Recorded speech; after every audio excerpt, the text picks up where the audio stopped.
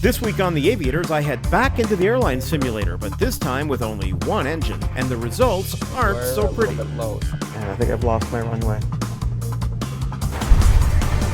We look at Marine Corps aviation in Miramar, California, home of the 3rd Marine Air Wing. And Curtis finds out what it's like to be a Marine FA-18 pilot.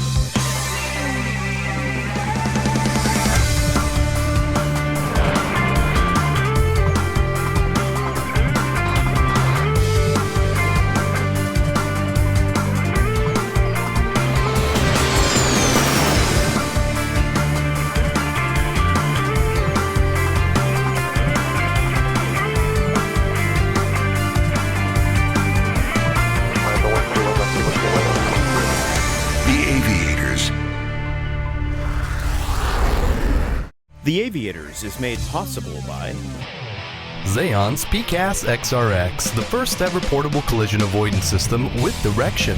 The XRX shows traffic information on its screen or on a wide variety of compatible GPS displays.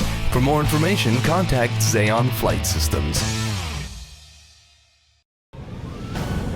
Okay, powering up. We've had an engine failure. I'm going to try and come back to the airports, but you are a little bit low. And I think I've lost my runway. Yes, we're back in the simulator. Last week we saw a kid take to the controls of the Horizon Boeing 737 simulator. Almost on the ground. This week I'm going to try my hand at landing the simulated 737, but things are going to be a little tougher for me. Shortly after takeoff, we're going to lose an engine.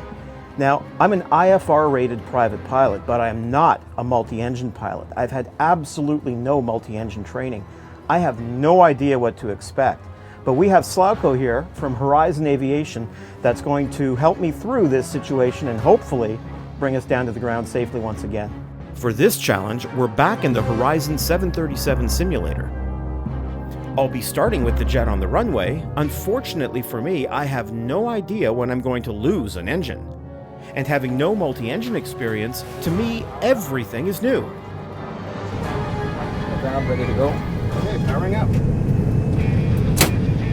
Good stuff. And we're going to keep that one hand there until V1. You're going to control on the ground with your feet, exactly like you're doing. Unbeknownst to me, this challenge is starting a lot sooner than expected. V1, rotate. You start pulling back. You've lost your number 2 engine. Already. Engine power is coming back. The engine has failed.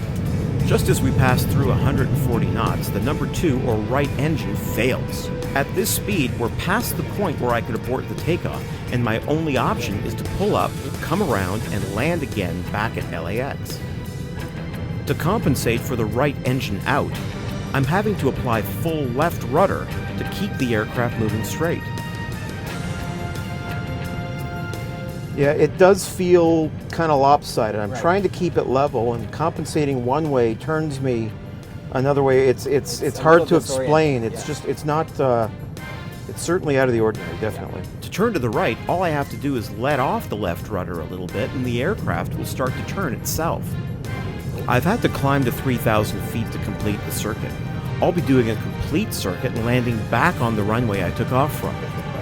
Although ahead of us I'm seeing another airport, Slavko is telling me I'm not out of the woods yet. You know, I'm looking out the window, and am I supposed to be going slightly to the right?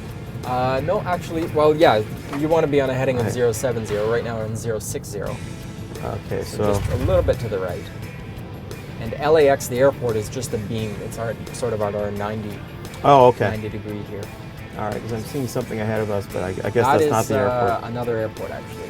Well, that works for me, but I guess we're going to LAX. It is, yeah. We're going to go back. That's where our maintenance is, and that's where if we had a fire or something a little bit more severe, then we would maybe divert. Oh, so you're saying this isn't severe enough? No, an engine failure is actually pretty standard training. It's well, not standard I beg to procedure. differ.